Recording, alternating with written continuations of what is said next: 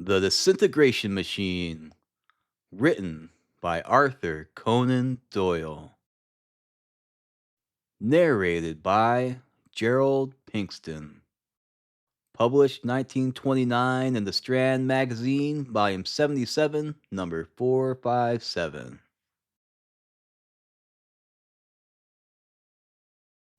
Professor Challenger was in the worst possible humor.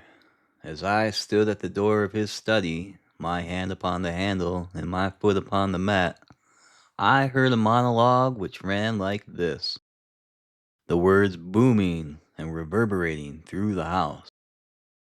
Yes, I say, it is the second wrong call. The second in one morning. Do you imagine that a man of science is to be distracted from essential work by the constant interference of some idiot at the end of a wire? I will not have it. Send this instant for the manager. Oh, you are the manager? Well, why don't you manage? Yes, you certainly manage to distract me from work, the importance of which your mind is incapable of understanding. I want the superintendent. He is away, so I should imagine. I will carry you to the law courts if this occurs again. Crowing cocks have been adjudicated upon.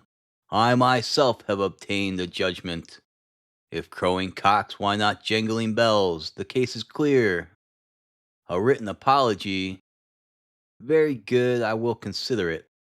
Good morning. It was at this point that I ventured to make my entrance. It was certainly an unfortunate moment. I confronted him as he turned from the telephone, a lion in its wrath. His huge black beard was bristling, his great chest was heaving with indignation, and his arrogant gray eyes swept me up and down as the backwash of his anger fell upon me. "Infernal, idle, overpaid rascals!" he boomed. I could hear them laughing while I was making my just complaint. There is a conspiracy to annoy me, and now, young Malone, you arrive to complete a disastrous morning. Are you here, may I ask, on your own account? Or has your rag commissioned you to obtain an interview? As a friend, you are privileged. As a journalist, you are outside the pale. I was hunting in my pocket for McArdle's letter when suddenly some new grievance came to his memory. His great hairy hands fumbled about among the papers upon his desk and finally extracted a press cutting. "You have been good enough to allude to me in one of your recent lucubrations," he said, shaking the paper at me. "It was in the course of your somewhat fatuous remarks concerning the recent saurian remains discovered in the Solenhofen slates. You began the paragraph with the words, 'Professor G.E. Challenger, who is among our greatest living scientists.'" "Well, sir?" I asked. "Why these invidious qualifications and limitations? Perhaps you can mention who these other predominant scientific men may be to whom you impute equality, or possibly superiority to myself?" It was badly worded. I should certainly have said, "our greatest living scientist," I admitted. It was, after all, my own honest belief. My words turned winter into summer. "My dear young friend, do not imagine that I am exacting, but surrounded as I am by pugnacious and unreasonable colleagues, one is forced to take one's own part. Self-assertion is foreign to my nature, but I have to hold my ground against opposition. Come now, sit here. What is the reason for your visit?" I had to tread warily, of course, for I knew how easy it was to set the lion roaring once again. I opened McArdle's letter. "May I read you this, sir? It is from McArdle, my editor." I remember the man, not an unfavorable specimen of his class. He has at least a very high admiration for you. He has turned to you again and again when he needed the highest qualities in some investigation. That is the case now. What does he desire? Challenger plumed himself like some unwieldy bird under the influence of flattery. He sat down with his elbows upon the desk, his gorilla hands clasped together, his beard bristling forward, and his big gray eyes, half covered by his drooping lids, fixed benignly upon me. He was huge in all that he did, and his benevolence was even more overpowering than his truculence. "I'll read you his note to me," he says. "Please call upon our esteemed friend, Professor Challenger, and ask for his cooperation in the following circumstances. There is a Latvian gentleman named Theodore Nemor, living at Whitefriars Mansion, Hampstead, who claims to have invented a machine of a most extraordinary character, which is capable of disintegrating any object placed within its sphere of influence. Matter dissolves and returns to its molecular or atomic condition. By reversing the process, it can be reassembled. The claim seems to be an extravagant one, and yet there is solid evidence that there is some basis for it, and that the man has stumbled upon some remarkable discovery. I need not enlarge upon the revolutionary character of such an invention, nor of its extreme importance as a potential weapon of war. A force which could disintegrate a battleship or turn a battalion, if it were only for a time, into a collection of atoms, would dominate the world. For social and for political reasons, not an instant is to be lost in getting to the bottom of the affair. The man courts publicity as he is anxious to sell his invention, so that there is no difficulty in approaching him. The enclosed card will open his doors. What I desire is that you and Professor Challenger should call upon him, inspect his invention, and write for the Gazette a considered report upon the value of the discovery. I expect to hear from you tonight. R. McArdle." "There are my instructions, Professor," I added as I refolded the letter. "I sincerely hope that you will come with me, for how can I, with my limited capacities, act alone in such a matter?" "True, Malone, true," purred the great man. "Though you are by no means destitute of natural intelligence, I agree with you that you would be somewhat overweighted in such a matter as you lay before me. These unutterable people upon the telephones have already ruined my morning's work, so that a little more can hardly matter. I am engaged in answering that Italian buffoon Mazzotti, whose views upon the larval development of the tropical termites have excited my derision and contempt, but I can leave the complete exposure of the impostor until evening. Meanwhile, I am at your service." And thus it came about that on that October morning I found myself in the deep level tube with the professor speeding to the north of London in what proved to be one of the most singular experiences of my remarkable life. I had before leaving Enmore Gardens ascertained by the much abused telephone that our man was at home and had warned him of our coming. He lived in a comfortable flat in Hampstead, and he kept us waiting for quite half an hour in his anteroom whilst he carried on an animated conversation with a group of visitors, whose voices, as they finally bade farewell in the hall, showed that they were Russians. I caught a glimpse of them through the half-open door, and had a passing impression of prosperous and intelligent men, with astrakhan collars to their coats, glistening top hats, and every appearance of that burgo well-being which the successful communist so readily assumes. The hall door closed behind them, and the next instant Theodore Nemor entered our apartment. I can see him now as he stood with the sunlight full upon him, rubbing his long, thin hands together and surveying us with his broad smile and his cunning yellow eyes. He was a short, thick man, with some suggestion of deformity in his body, though it was difficult to say where that suggestion lay. One might say that he was a hunchback without the hump. His large, soft face was like an underdone dumpling, of the same color and moist consistency, while the pimples and blotches which adorned it stood out the more aggressively against the pallid background. His eyes were those of a cat, and cat-like was the thin, long, bristly mustache above his loose, wet, slobbering mouth. It was all low and repulsive until one came to the sandy eyebrows. From these upward there was a splendid cranial arch such as I have seldom seen. Even Challenger's hat might have fitted that magnificent head. One might read Theodore Nemor as a vile, crawling conspirator below, but above he might take rank with the greatest thinkers and philosophers of the world. Well, gentlemen, he said in a velvety voice, with only the least trace of a foreign accent, you have come, as I understand, from our short chat over the wires in order to learn more of the Nemor disintegrator. Is it so? Exactly. May I ask whether you represent the British government? Not at all. I am a correspondent of the Gazette, and this is Professor Challenger. Ah, an honored name, a European name. His yellow fangs gleamed in obsequious amiability. I was about to say that the British government has lost its chance. What else it has lost, it may find out later, possibly its empire as well. I was prepared to sell to the government, which gave me its price, and if it has now fallen into the hands of which you may disapprove, you have only yourselves to blame. Then you have sold your secret? At my own price.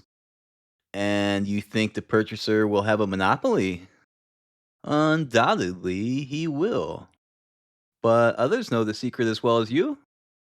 No, sir. He touched his great forehead. This is the safe in which the secret is securely locked. A better safe than any of steel, and secured by something better than a Yale key. Some may know one side of the matter, others may know another. No one in the world knows the whole matter, save only I. And these gentlemen to whom you have sold it?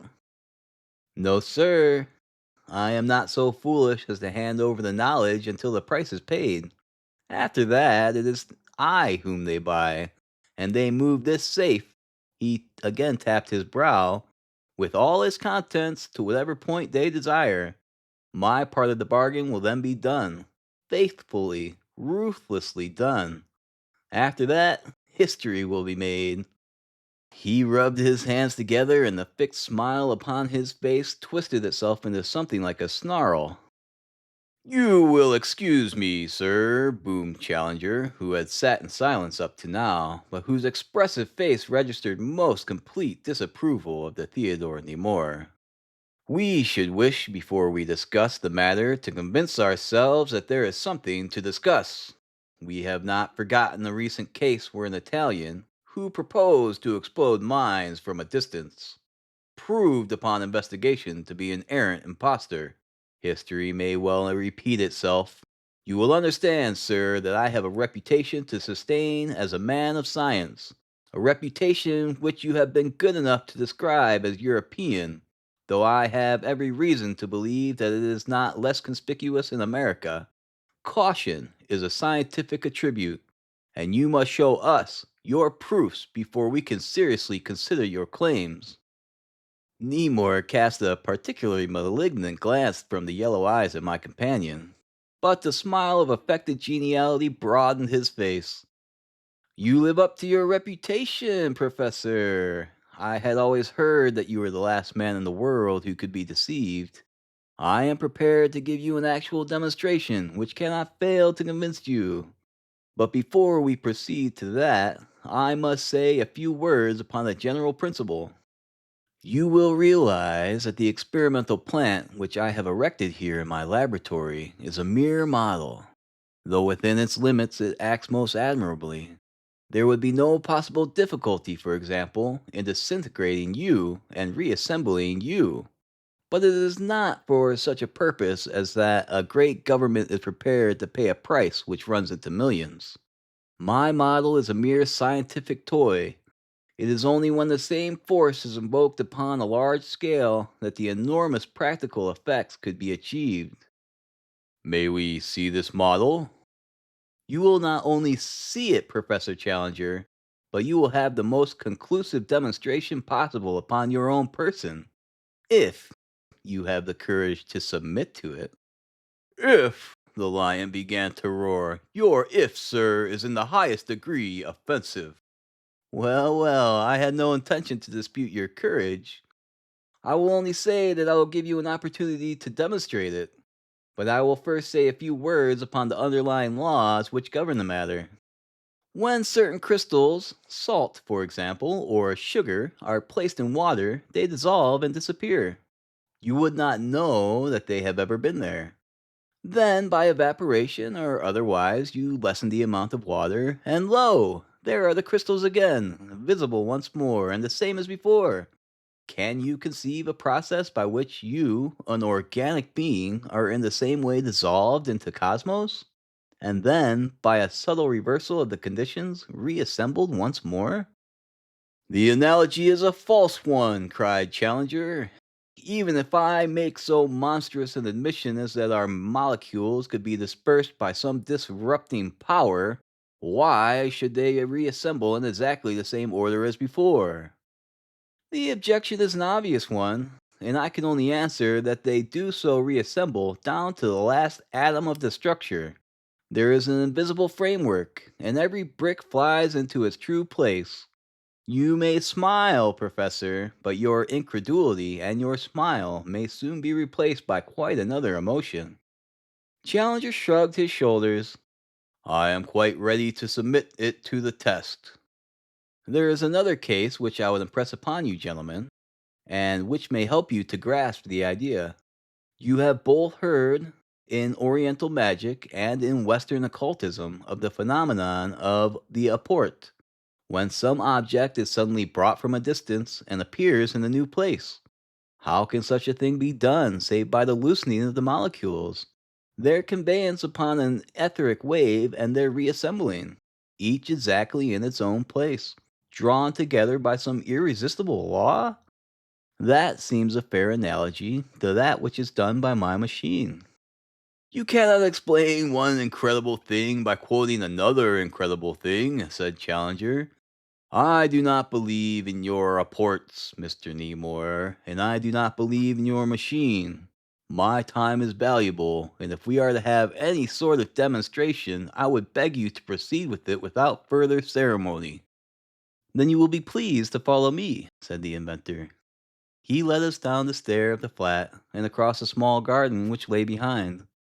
There was a considerable outhouse which he unlocked and we entered. Inside was a large whitewashed room with innumerable copper wires hanging in festoons from the ceiling, and a huge magnet balanced upon a pedestal. In front of this was what looked like a prism of glass, 3 feet in length and about a foot in diameter. To the right of it was a chair which rested upon a platform of zinc, and which had a burnished copper cap suspended above it. Both the cap and the chair had heavy wires attached to them, and at the side was a sort of ratchet with numbered slots, and a handle covered with india rubber, which lay at present in the slot marked 0. Nemours Disintegrator, says this strange man, waving his hand toward the machine. This is the model which is destined to be famous, as altering the balance of power among the nations. Who holds this rules the world. Now, Professor Challenger, you have, if I may say so, treated me with some lack of courtesy and consideration in this matter. Will you dare to sit upon that chair and to allow me to demonstrate upon your own body the capabilities of the new force?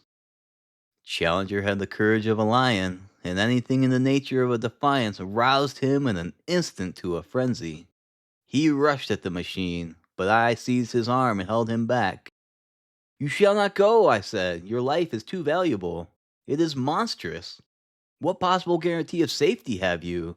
The nearest approach to that apparatus which I have ever seen was the electrocution chair at Sing Sing. My guarantee of safety, said Challenger, is that you are a witness, and that this person would certainly be held for manslaughter at the least should anything befall me. That would be a poor consolation to the world of science, when you would leave work unfinished which none but you can do. Let me at least go first, and then, when the experience proves to be harmless, you can follow. Personal danger would never have moved Challenger, but the idea that his scientific work might remain unfinished hit him hard. He hesitated, and before he could make up his mind, I had dashed forward and jumped into the chair. I saw the inventor put his hand to the handle.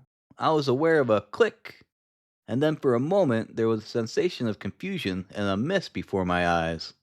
When they cleared, The inventor, with his odious smile, was standing before me, and Challenger, with his apple red cheeks drained of blood and color, was staring over his shoulder. "Well, get on with it," said I. "It is all over. You responded admirably," Nemo replied.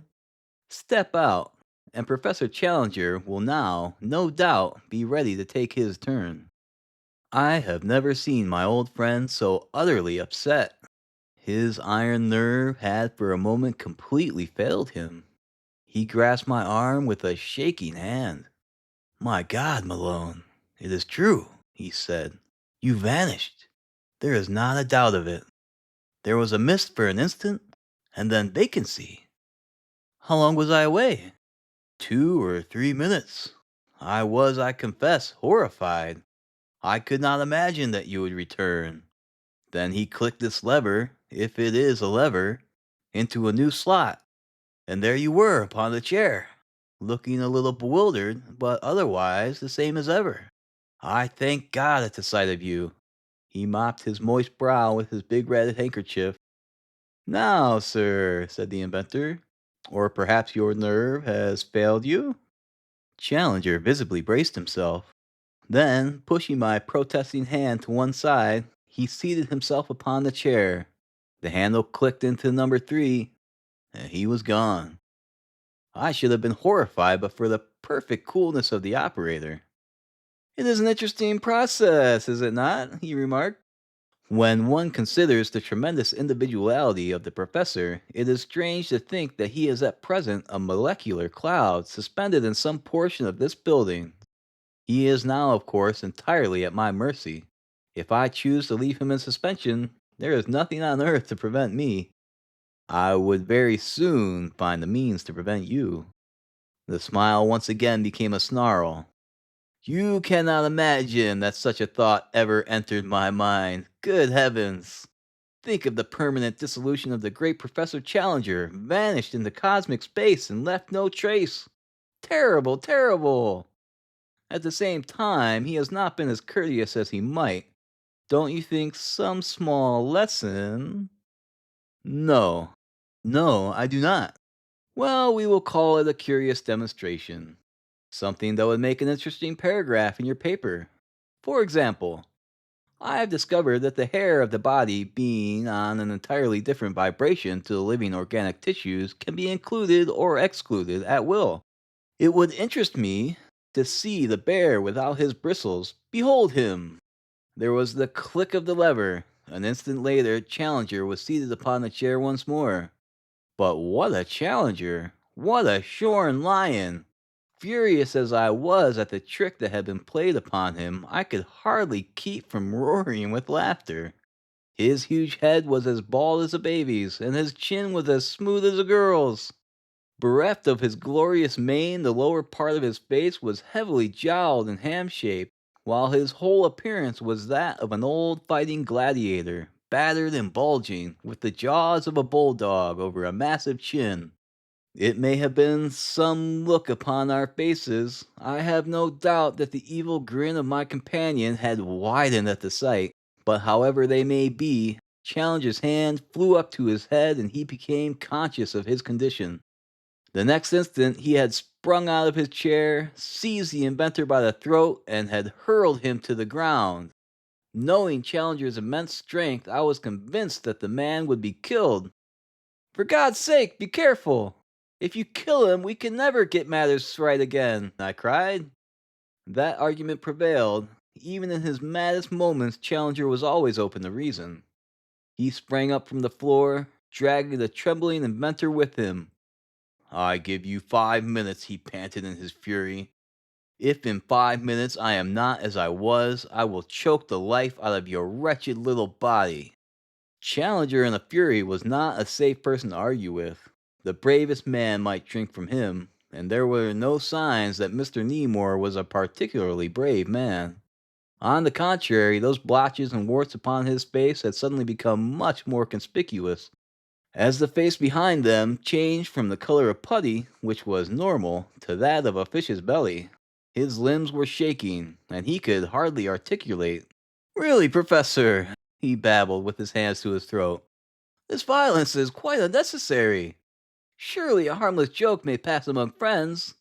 It was my wish to demonstrate the powers of the machine. I had imagined that you wanted a full demonstration. No offense, I assure you, Professor, none in the world. For answer, Challenger, climbing back into the chair, you will keep your eye upon him, Malone. Do not permit any liberties. I'll see to it, sir. Now then, set that matter right or take the consequences. The terrified inventor approached his machine. The reuniting power was turned on to the full, and in an instant, there was the old lion with his tangled mane once more. He stroked his beard affectionately with his hands and passed them over his cranium to be sure that the restoration was complete. Then he descended solemnly from his perch. You have taken a liberty, sir, which might have had very serious consequences to yourself. However, I am content to accept your explanation that you only did it for the purposes of demonstration. Now, may I ask you a few direct questions upon this remarkable power which you claim to have discovered? I'm ready to answer anything save what the source of the power is. That is my secret. And do you seriously inform us that no one in the world knows this except yourself? No one has the least inkling. No assistants? No, sir, I work alone. Dear me, that is most interesting. You have satisfied me as to the reality of the power, but I do not yet perceive its practical bearings. I have explained, sir, that this is a model, but it would be quite easy to erect a plant upon a large scale. You understand that this acts vertically. Certain currents above you and certain others below you set up vibrations which either disintegrate or reunite. But the process could be lateral. If it were so conducted, it would have the same great effect and cover a space in proportion to the strength of the current. Give an example. We will suppose that one pole was in one small vessel and one in another. A battleship between them would simply vanish into molecules. So also a column of troops. And you have sold this secret as a monopoly to a single European power? Yes, sir, I have. When the money is paid over, they shall have such power as no nation ever had yet. You don't even see now the full possibilities if placed in capable hands. Hands which did not fear to wield the weapon which they held, they are immeasurable. A gloating smile passed over the man's evil face. Conceive a quarter of London in which such machines have been erected. Imagine the effects of such a current upon the scale which could easily be adopted. Why, he burst into laughter, I could imagine the whole Thames Valley being swept clean, and not one man, woman, or child left of all those teeming millions. The words filled me with horror, and even more the air of exultation with which they were pronounced. They seemed, however, to produce quite a different effect upon my companion. To my surprise, he broke into a genial smile and held out his hand to the inventor. Well, Mr. Needmore, we have to congratulate you, said he. There is no doubt that you have come upon a remarkable property of nature which you have succeeded in harnessing for the use of man. That this use should be destructive is no doubt very deplorable, but science knows no distinctions of the sort, but follows knowledge wherever it may lead. Apart from the principle involved, you have, I suppose, no objection to my examining the construction of the machine? None in the least. The machine is merely the body. It is the soul of it, the animating principle, which you can never hope to capture. Exactly. But the mere mechanism seems to be a model of ingenuity. For some time he walked around it and fingered its several parts. Then he hoisted his unwieldy bulk into the insulated chair. Would you like another excursion into the cosmos? Asked the inventor. Later, perhaps, later. But meanwhile, there is, as you no doubt know, some leakage of electricity. I can distinctly feel a weak current passing through me. Impossible! It is quite insulated. But I assure you that I feel it. He levered himself down from his perch. The inventor hastened to take his place. I can feel nothing. Is there not a tingling down your spine? No, sir, I do not observe it. There was a sharp click, and the man had disappeared. I looked with amazement at Challenger. Good heavens, did you touch the machine, Professor? He smiled at me benignly with an air of mild surprise. Dear me, I may have inadvertently touched the handle, said he.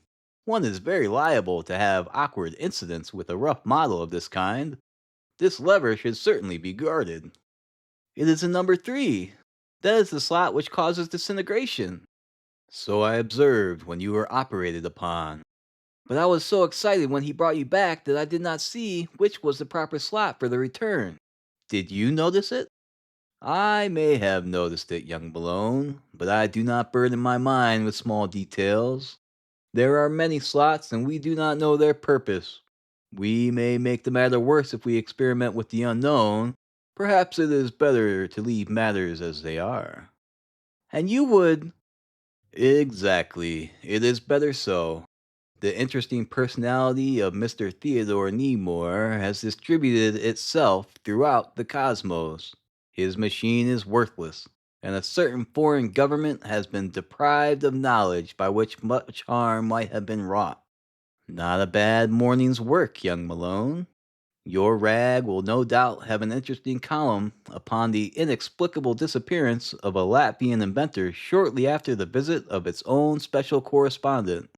I have enjoyed the experience. These are the lighter moments which come to brighten the dull routine of study. But life has its duties as well as its pleasures.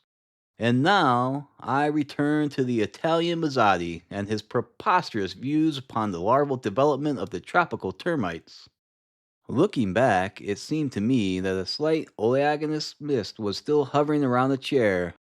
But surely, I urged, the first duty of a law abiding citizen is to prevent murder, said Professor Challenger. I have done so. Enough, Malone, enough. The theme will not bear discussion. It has already disengaged my thoughts too long from matters of more importance.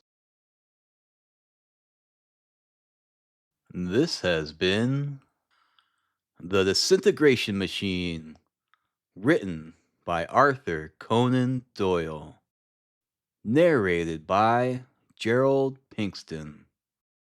Published 1929 in the Strand Magazine, Volume 77, Number 457.